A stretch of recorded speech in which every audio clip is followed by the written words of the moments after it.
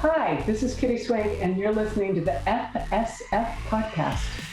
The show where Professor X read our minds and wished he was still back on the bridge of the Enterprise. Our show is brought to you by our charity sponsor, the Red Shirt Widows and Orphans Fund, which supports the Wish Upon a Teen Foundation that helps out sick kids when they need it most. And just imagine the comfort you'll give Red Shirt crewman number 129. She'll know that when she puts on the red shirt and joins Quark to make a profit from Tribbles, that she did not leave her family destitute and without hope, because the Red Shirt Widows and Orphans Fund has her back, and what's left of her Latinum Leaf book of acquisitions. All right, kids, our guest today is an actress who has portrayed multiple characters in the Star Trek world on Deep Space Nine, but you've probably also seen her guest starring in other shows and other television shows that you love, such as Babylon 5, Law and Order, Crossing Jordan, NYPD Blue. I would keep going, but I would lose my voice. And there's a whole bunch more attached there. And there's also some voiceover work as well, where she did some work for some Star Trek video games and some other things as well. There's a whole list of things on IMDb. Really go check it out. It's a really very cool list. I kept going, ooh, she was in that. Ooh, she was in that. But yeah, here we are. And we are so happy and proud to welcome Kitty Swink to the FSF podcast. Welcome to the show, Kitty. Thank you. Thank you for having me. Kitty, not too long ago, you were able to travel to Germany for a Star Trek convention, which from all the pictures and the things that I've seen looked like it was an amazing time for everyone who attended that con. Now, some actors find that they really enjoy conventions, and some really struggle whether they do it because, well, they got signed up for it, and some have said, well, we feel like, it's an obligation that we have to do it, and some absolutely love to do it. They can't wait to go to the next one to meet the fans and interact with them. So what is it about conventions that you like or don't like, and which has been your favorite one to attend thus far? Wow, that's hard. I like meeting the fans. I love talking to people. I find Star Trek fans to be, they like science. They like to learn. They like the other. They like to know people that aren't the same as them, which I think is great because that's how I am. I always want to open my horizons. They're generous of spirit, and also if the Star Trek fans together decide there's something that they want to support, some charity, or those of us on the other side of the world, for instance, Armin and Jonathan Frakes and I work with the Pancreatic Cancer Action Network, and the Star Trek fans have been incredibly generous with helping to support research into pancreatic cancer. So we've changed the numbers on that, and Star Trek fans have been so helpful. I can't thank them enough. So those are things I love. The other thing I love about Star Trek conventions is I get to hang around with people that I don't see very often. Like Marina Sirtis is a dear friend, but she lives in London now, so I don't get to see her very often. Sure. And we were in Dortmund together having a really, really good time. And it just was so much fun. Anthony and Montgomery and I got to spend a lot of time together. Connor Trenier, who was in a web series that I produced, and I laughed until we were having, it's a terrible thing to say, snot run out of our nose. There you go. And so it was just great. It was really good. And I got to meet some of the people from the new show, who I had never met before. So that was fun. The things I don't like about it is how exhausting it gets to sit underneath fluorescent lights for that many hours. Yeah. So tiring, and the sort of cacophony of noise. My favorite conventions. Boy, that's hard. I loved the Star Trek cruise a few years ago that Armin and I did to the Caribbean. Loved it. We're going to do the one in February. That's exciting. I always like going to Las Vegas because it's such a weird place, Las Vegas, and we can drive there. And there's an outlet mall on the way where I always buy a purse, so that's fun. Outlet malls make everything better. Yeah, outlet malls, love them. And the only really bad convention we went to was one in a place that I shall remain nameless, where on the airplane flight there, I came down with chicken pox. So that in our hotel room in the morning, I was covered with pox. I just started feeling bad on the plane. I woke up with chicken pox, and then the organizers, so I couldn't do the convention, but Armin did the convention, and they stiffed him. He didn't get paid. So between the chicken pox, being stuck in a hotel room, and getting stiffed, that was a bummer. That was really not fun. Yeah. And you're not supposed to have chicken pox in your 40s, which is so it was a while ago. But yeah. Oof.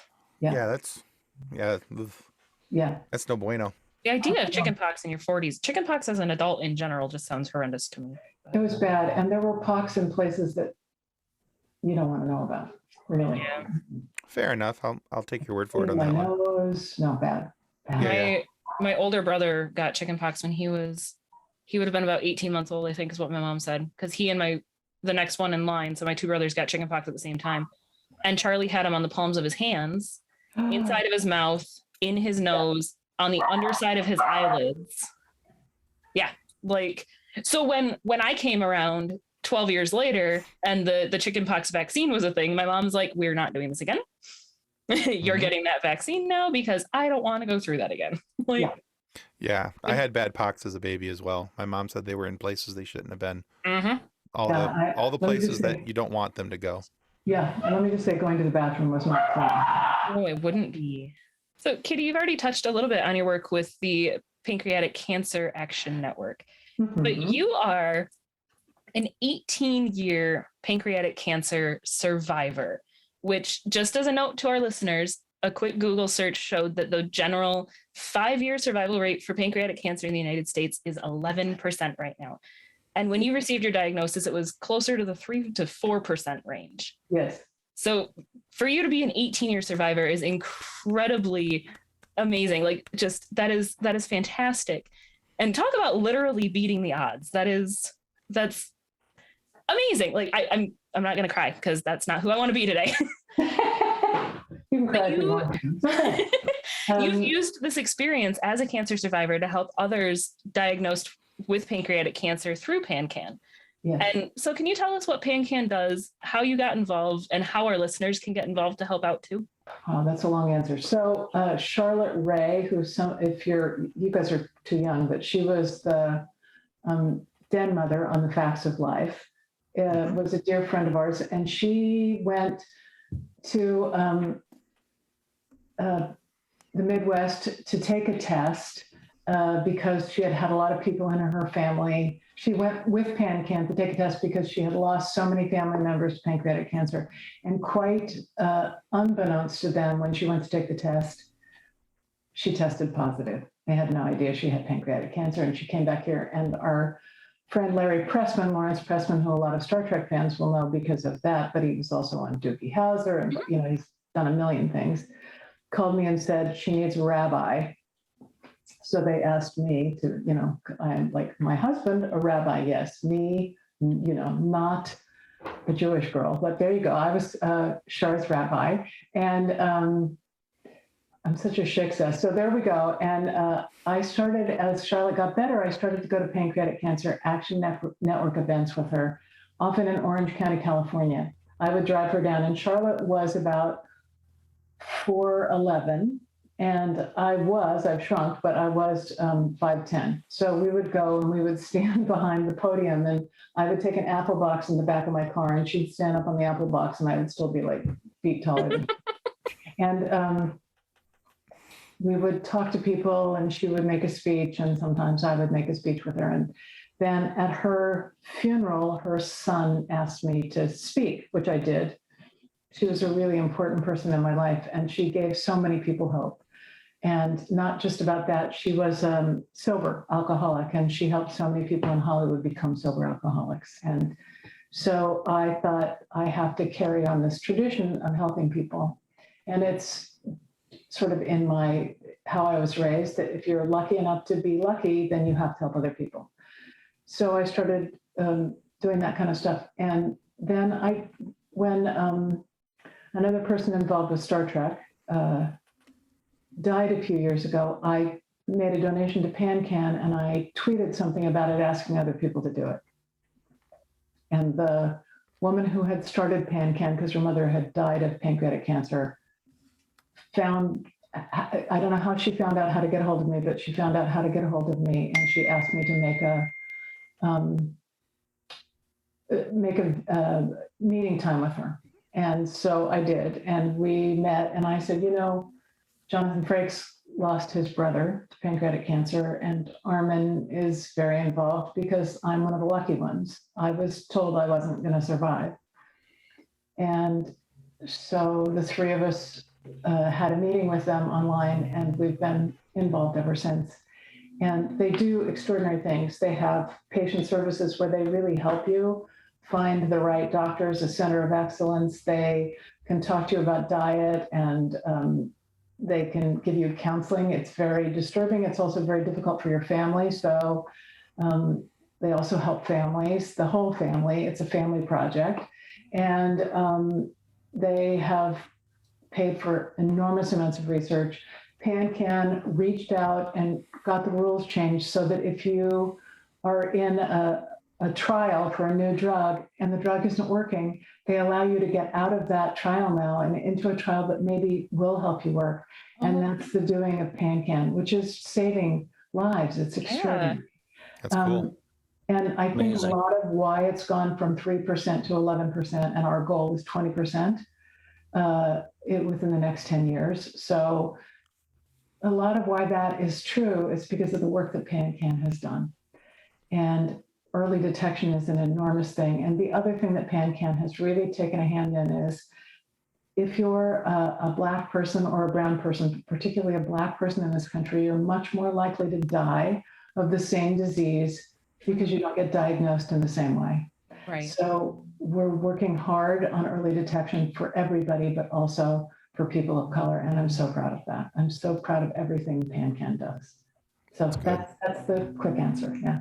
That is so amazing. And it is, I mean, just the work that you guys have done, getting it from 3 to 4% to 11% is fantastic. I mean, it's still heartbreaking that that number seems so low still, Right. but it's so much higher than it was. Well, part of it is early detection. If you know in your family that there's pancreatic cancer, you should go get tested. There's ways to find it early. I don't know why I got so lucky. And I think I'm lucky because I had really good doctors and doctors who listened to me. And when I said I don't feel well, they listened to me. I had breast cancer in my 30s. And so I was lucky.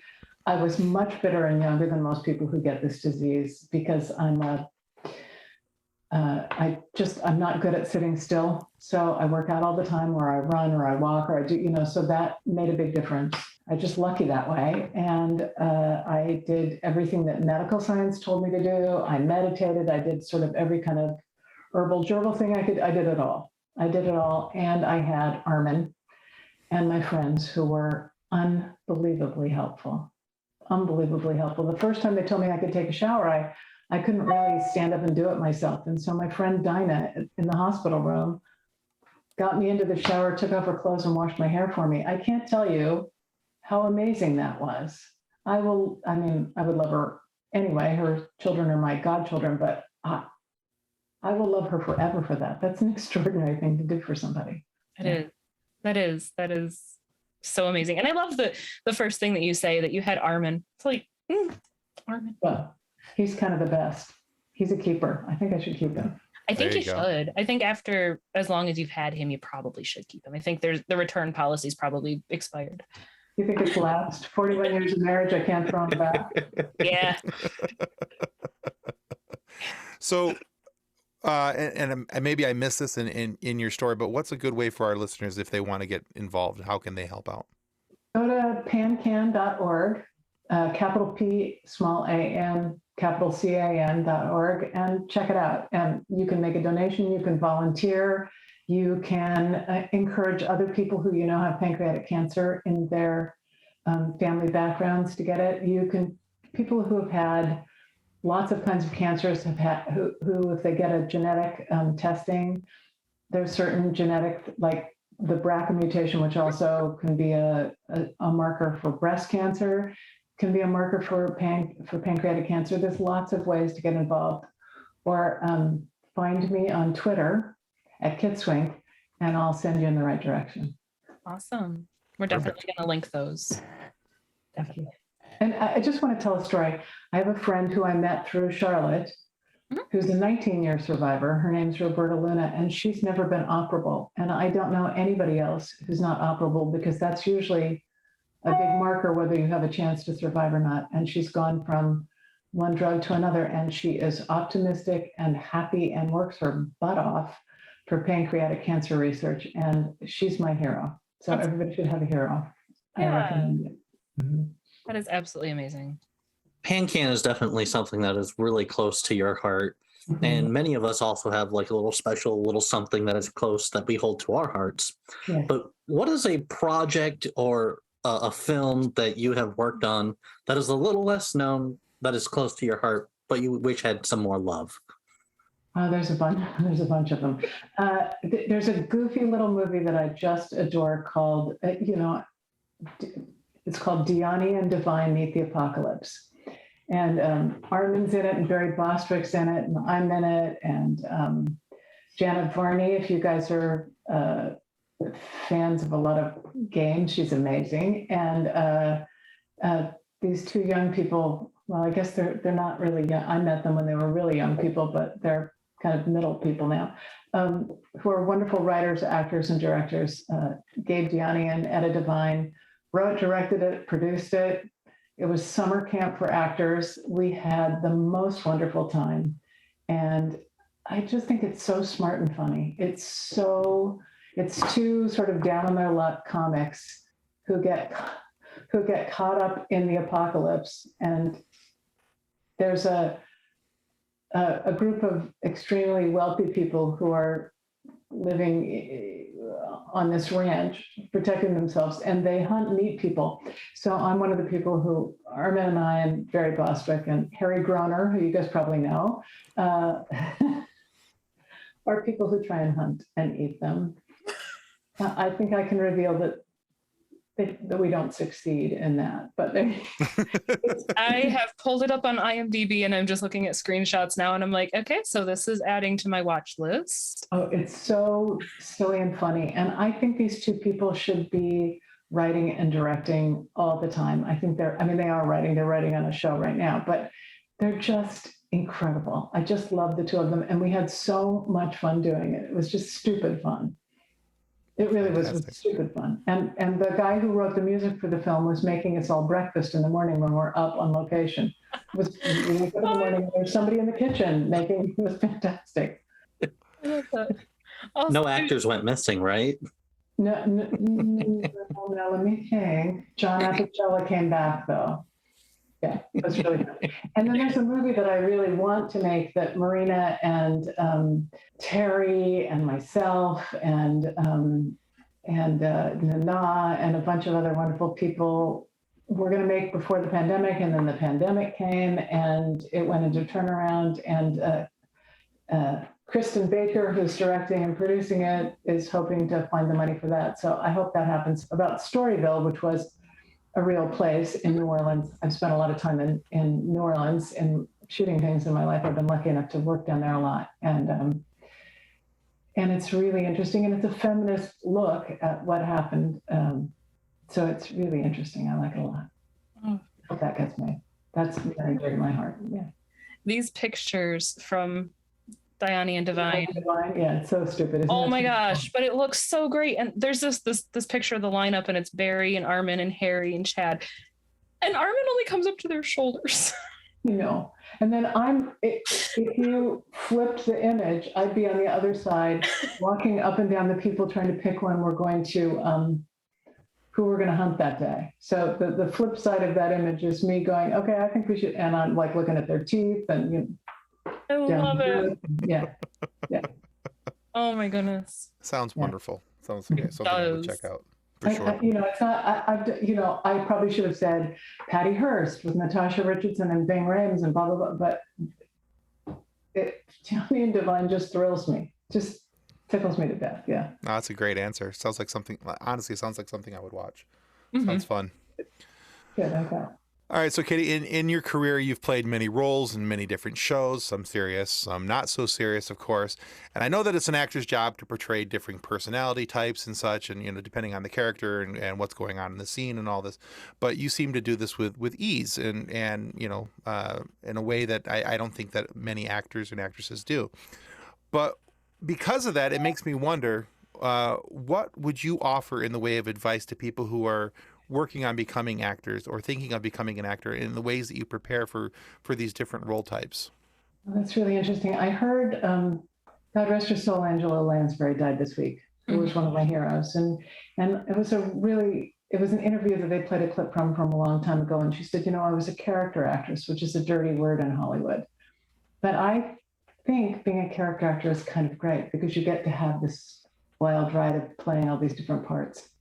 And if you're lucky, they'll go with that. But most people, unless you're Meryl Streep, they only want you to play one thing. And because I guess I've never been famous, I've just been a good working Joe actor.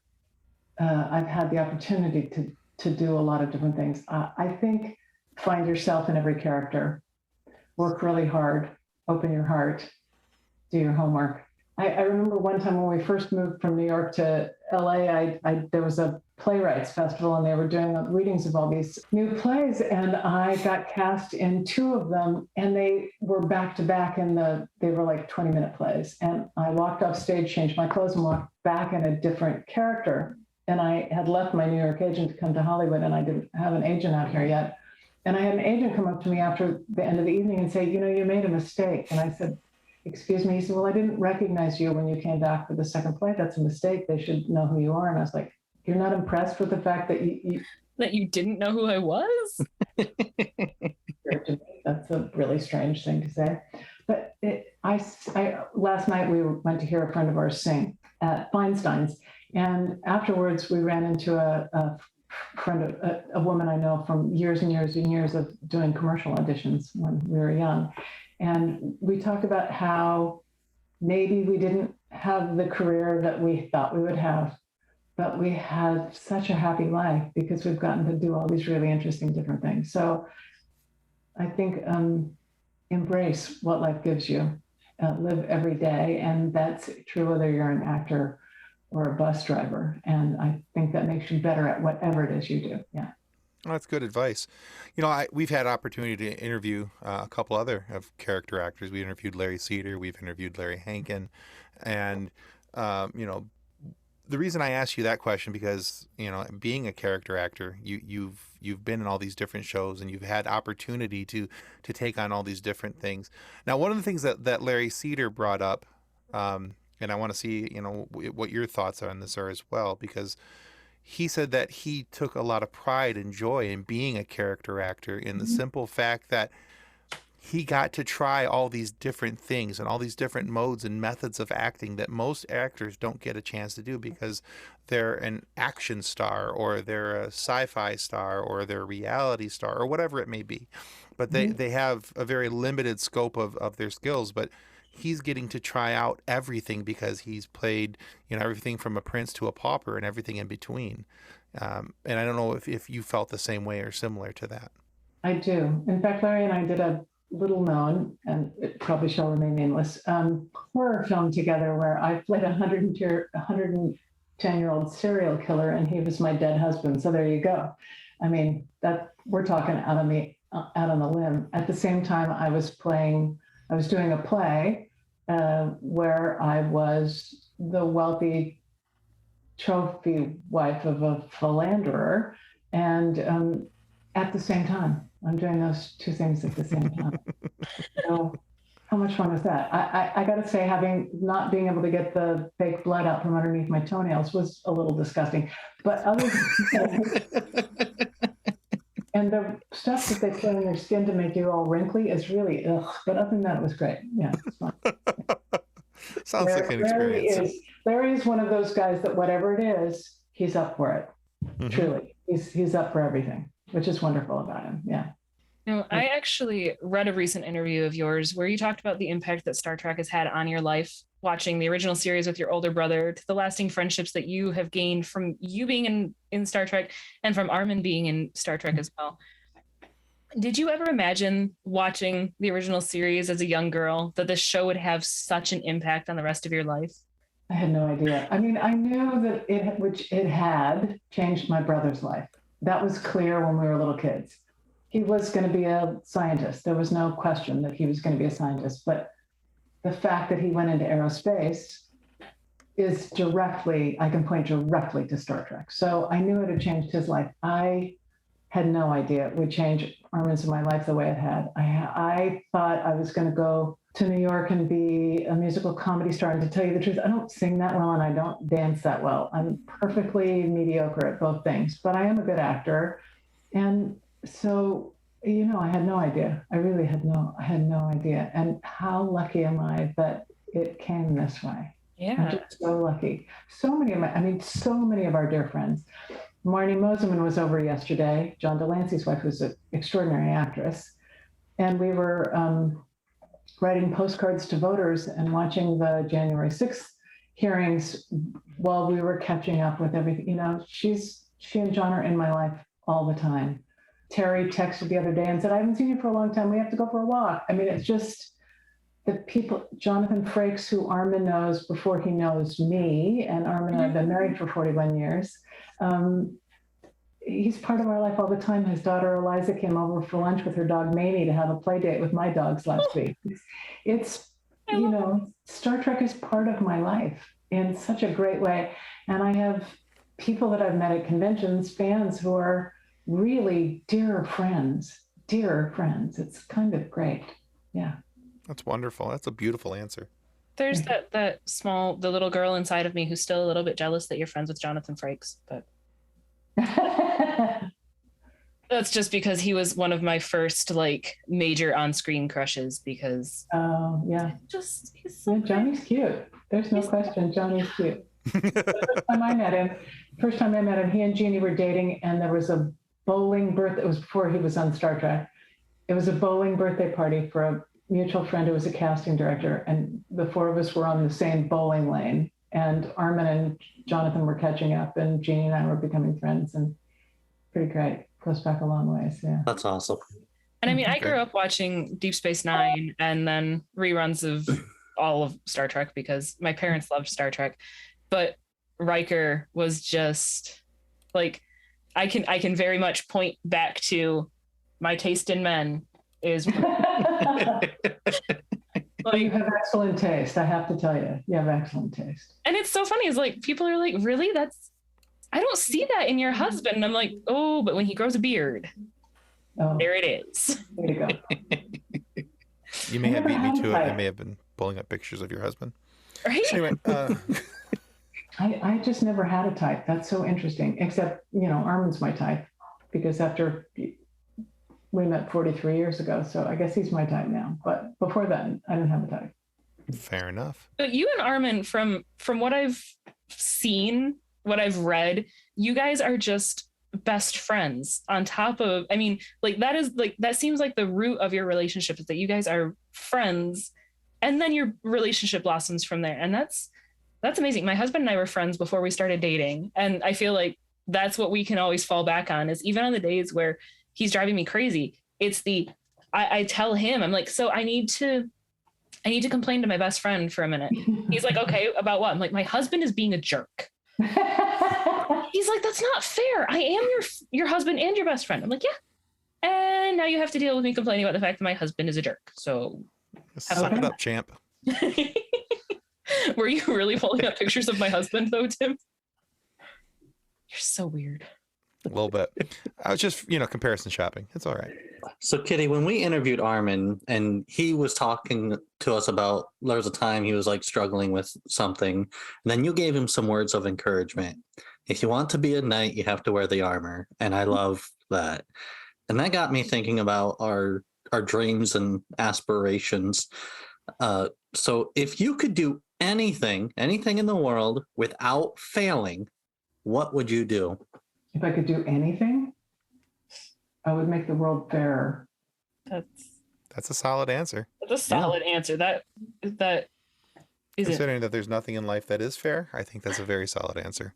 I also am pretty sure I just heard my 4-year-old yell, "Dad, that's not fair," from the other room. But... Timing is everything. Right? If I was going to be selfish, I'd really love to be able to play the piano beautifully. It would give me such joy to be able to, but that's the selfish answer. Yeah.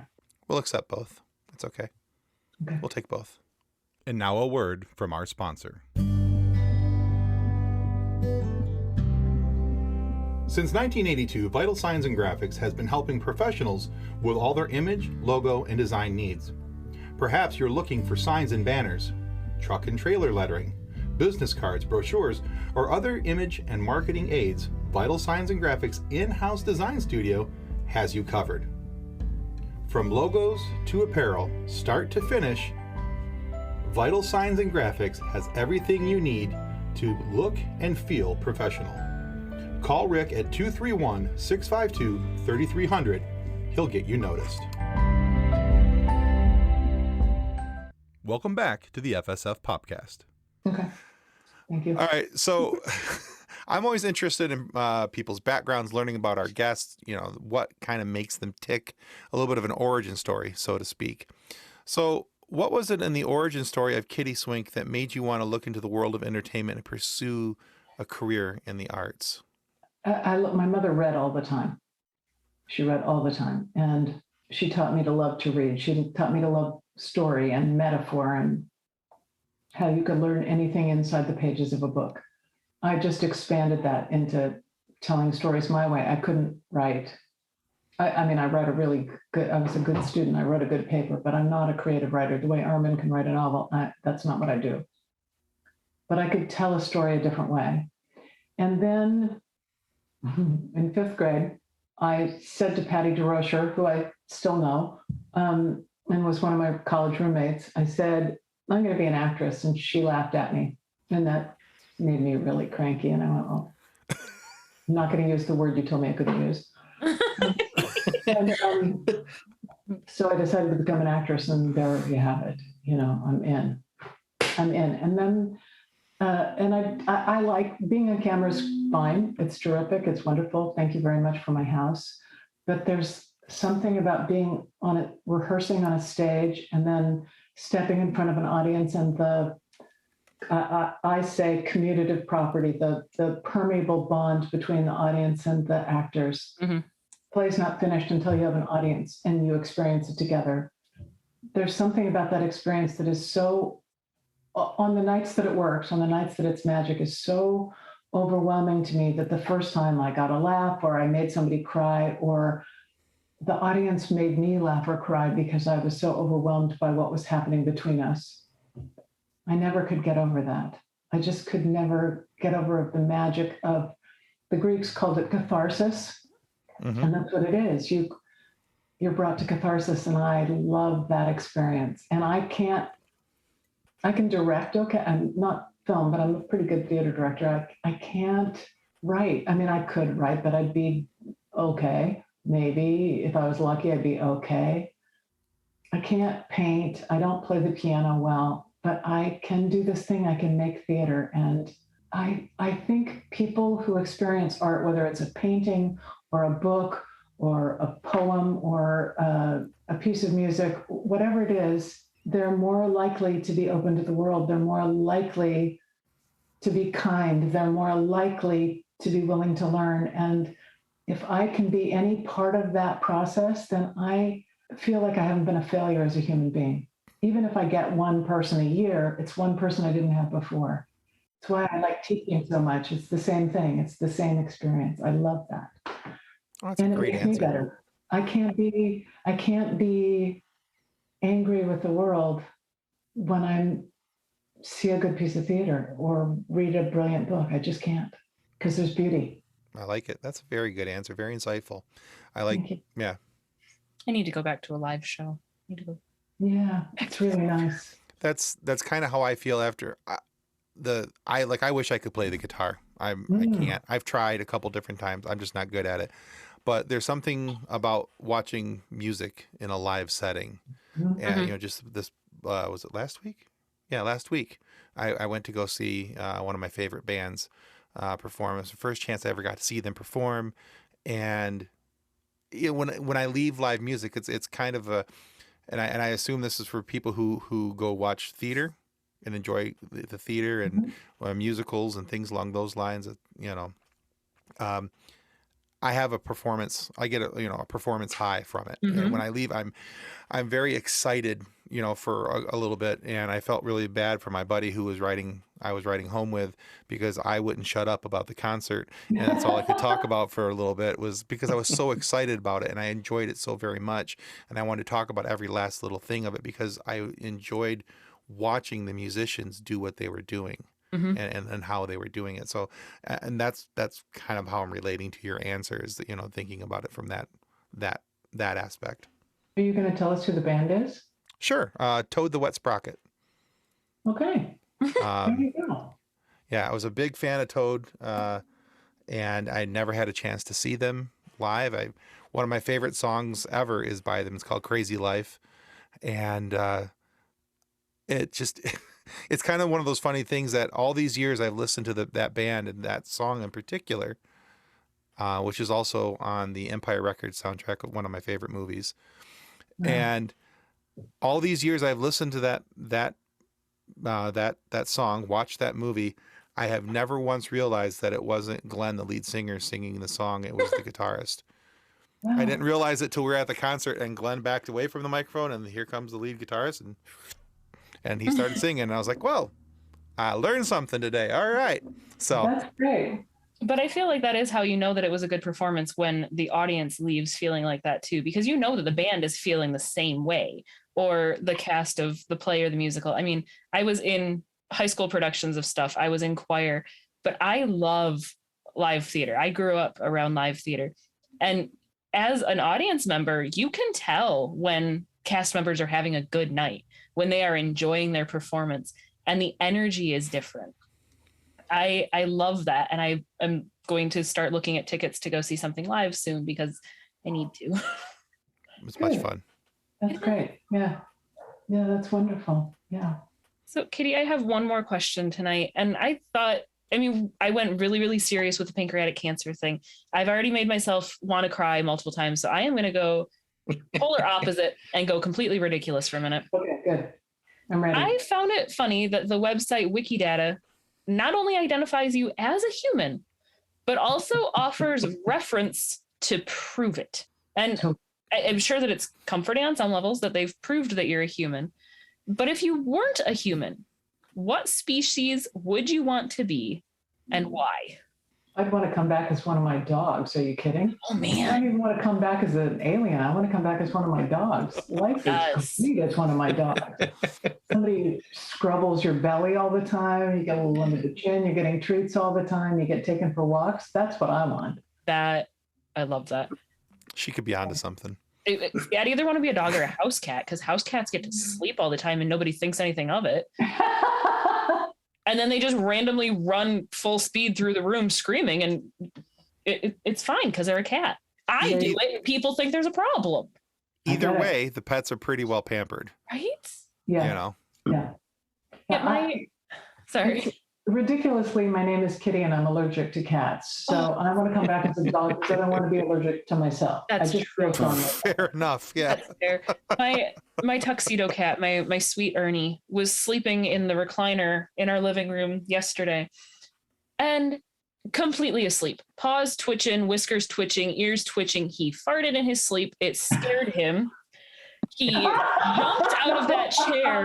He jumped out of that chair so fast and full speed, like zoomed around the living room, meowing. And I'm like, oh, dude, you're gonna be okay.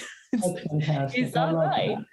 My other cat starts chasing him, and then the dog gets involved, and I'm like, guys, man. But I want to just be able to randomly stand up and start screaming and running full speed through my house and having people not look at me like I've completely lost it. Well, then we do that. I have to say, as dogs, they're all of a sudden, whoa! Yeah. And it's so funny. They get that zoom of energy and they zoom me around. And I don't know if your dogs do it. My dog will get to the point where her back end is running faster than her front end. And then we'll run into things and slide into things. And I'm like, really? I have a very tiny house. I'm going to put you outside where you can run full speed in the grass. Oh, Yeah. goodness. Yeah. I love the idea of coming back as a dog, though. Definitely a dog or a cat. Mm-hmm. Cool. I like that idea a lot. One of the things we don't get to see a whole lot of as fans is a lot of the behind the scenes kind of stuff that actors get to experience. And a lot of times that's where the blooper reels and all that stuff come from, but there's a lot more than that. So is there an incident that has happened on set that still makes you laugh to this day? There's a lot of them. I actually have something that's from college. It's a theater related story, but it's a similar thing. So I was doing a play called Scapino, and I'm playing Zerbinetta the Gypsy, and then there's the blonde girl with the big bosoms, which I obviously don't have, as the ingenue sort of girl. And at the end, there's a guy selling ice cream. It's the last scene of the play, this guy selling ice cream, and he would come over and he would put one scoop and hand it to me, and then he would look at her, and then he would look at her, and he would add a second scoop for her cone because, and one day, one show, he handed the ice cream to her and he had too much speed on his hand and the top scoop toppled into the cleavage of her dress. He was a really smart young actor, and he reached over and he grabbed the other scoop and he put it on top of the ice cream cone. He handed the ice cream cone to her, and he spent the entire rest of the scene, including the curtain call, I'm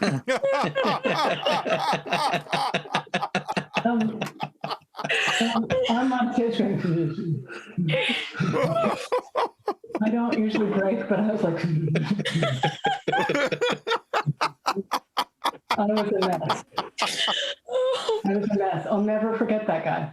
Oh, no, I can see why. I know Yeah. exactly what he looks like. I remember his character's name. I'll never forget that guy. Oh my goodness. And when I think about the story, I start going. Oh my goodness. Oh, I love it. I love it. That's fantastic. Thank you for sharing that. You're welcome. Yeah. University of Oregon, straight to you. There you go. There you go. Oh, awkward. I love it. All right, Kitty, we're at a point in our show where we like to take our guests through a little bit of a quiz. Okay. It's a 4-question quiz. They're all Okay. multiple choice. Okay. If you get 3 of the 4 questions correct, we're going to send you this book right here called Custodians of the Cosmos. Okay. It's written about a young man who wanted to join something quite like Starfleet, but not Starfleet, litigiously. And he wasn't able to join, so he rejoined as a custodian to boldly clean up after those who had boldly just went. I don't remember if Armin has a copy or not. I don't remember either. So, but we want to make sure that you get that book. If you get the 3 questions correct, we'll send it to you. Okay. Now, they're all multiple choice. Okay. Okay. And like I said, so 3, you get the book. If you get 2 or less correct, Nick mentioned I believe he mentioned our Facebook group. Didn't you, Nick? Didn't you? Not tonight. No? Okay. Well, not tonight. Not this time. Well, not tonight. I must have missed that somehow. But we have a Facebook group of over 206,000 members, which is full of all different memes of this universe mixed with that universe and all this kind of fun stuff. Okay. So we call it our fun sequence. If you get 2 or less questions, we make a meme out of you and we put you into our Facebook group. The stakes are high. Okay, good. All right? Yeah. So, Nick, take us out. In Roddenberry's original treatment, what was the name of the starship? Was it Enterprise, Yorktown, or Crusher? Enterprise. It was Yorktown. Okay, fine. All right. I'm down 1. I feel Facebook in my future. Here we go. Ay. Question number 2. Which alien race did President Ronald Reagan say reminded him of Congress? A, Romulans, B, Borg, or C, Klingons? Klingons. That is correct. Okay, so I typically barely made it through that one without laughing, man. typically we don't do anything even close to politics on this show, but that question cracked me up and I had to put it in.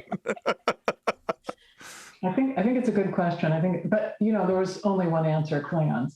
Borg weren't even invented when he was president, so that's like that. So yeah. What is Lieutenant? Lieutenant? Oh man, Uhura. I know it. What was it? Uhura? Uhura. I knew that. Uhura's first name. Is it Katura, Nyota, or Becky? The first one. Katura Uh-huh. or Nyota? No, Katora. It was Nyota. Okay, there you go. I'm on Facebook. Here we go. Oh, All right. man. Just ask me the fourth question so I know how bad it is. Okay. Question number 4. Yes. Who is the chief medical officer of Deep Space Nine? Is it Dr. Dax, Dr. Sisko, or Dr. Bashir? Dr. Bashir. That is correct. All right. He was on very my good. TV last He's a night. friend of mine, and I was on that show. So, that one I should have been able to get.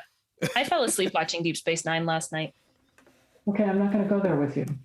It's a comfort show. I've watched it through so many times, and it was so funny as I woke up at 3 o'clock this morning, and I looked and I'm like, oh, I should go back to sleep. Oh, look, it's Q. And I was awake for another hour and a half. So Well, all right, Katie. So Call John next week when I see him. Oh my gonna gosh, make I've seen we're this gonna take one of your pictures. We're gonna make a meme out of you. We're gonna put it in our Facebook group. But I guarantee you, it'll be a nice meme. You won't be sad about it. Uh-huh. I don't believe you. Probably fair. But all the same, if you're interested, we'd still like to send you the book anyway. Thank Okay. you. As Yeah. a lovely parting gift, and thank you for putting up with our shenanigans. Oh, it was fun. I had a really good time. Thank you, you guys. Thank you. I am still struggling a little bit with we talk about the Star Trek, the people that I saw on my TV growing up, and you're like, oh yeah, they're my friends. I saw them last week. I'll see him next week. Like, you live such a cool life. So cool. Everybody has a cool life if they're lucky enough. Yeah. There you go. We interviewed Will Wheaton, and he was talking about his friend Patrick, and I'm like, you're talking about Patrick Stewart, and he was just so nonchalant about, oh yes, my friend Patrick and I did. I'm like, dude, it's Patrick Stewart. He's like, well, I will call him Sir Patrick Stewart when I need to. I'm like, your friend is a knight. It's just mind blowing to me. Well, Kitty, thank you so much for being on the show today. Where can our listeners go to find out more? And also remind us where we can go to find out more about PanCam. If you go to www.pancan.org, PANCAN, capital P, small a-n, capital CAN.org, you can find out a lot. Or find me on Twitter, and I will send you in the right direction. At Kitty Swink. Awesome. Awesome. We're definitely going to link your Twitter and the PanCan website for our viewers and our listeners to hopefully go and Thank you. see all the amazing stuff you do. Yeah. All right. We also want to remind everybody that subscribing is the single most important thing that you can do to help our show continue to grow and get more amazing guests like Kitty Swink here today to have these wonderful conversations with and give you a few moments of laughter as well. So please subscribe. It helps us more than we'll ever really be able to tell you. And please go check out PanCan as well and everything that's going on over there. It sounds like a wonderful organization. I'll be checking it out more here in just a couple of moments. Thanks. But if for whatever reason you are not happy with the content of our show today, please feel free to lodge a complaint with the head of our complaint department. That, of course, is the Earth Alliance Senator from Babylon 5. You see, she's used to dealing with paperwork and redundancy for, well, redundancy's sake. So bring your 3 copies of your complaint, because that's not what's going to slow her down. What's going to slow her down is the rest of the bureaucrats in President Clark's inner circle. Once she gets past those guys, you can be sure that the offending parties will pay for their insolence, but most likely their poor podcasting skills. Thanks again, Kitty, for being on the show today. This has been a lot of fun. Thank you, Kitty. Thank you. I had a really good time. All right, guys, that's going to conclude us there for the FSF Podcast. All right, I'm going to go put the dinner in the marinade. Bye. Ciao. On behalf of the rest of the hosts of the FSF Podcast, we want to thank you for listening to this episode. If you'd like to be a guest on a future episode, please contact us by means of Twitter or Instagram using the handle @FSFPodcast. Or go to www.fsfpodcast.com and click on the Contact Me link. Thanks again, and hope you enjoyed the episode.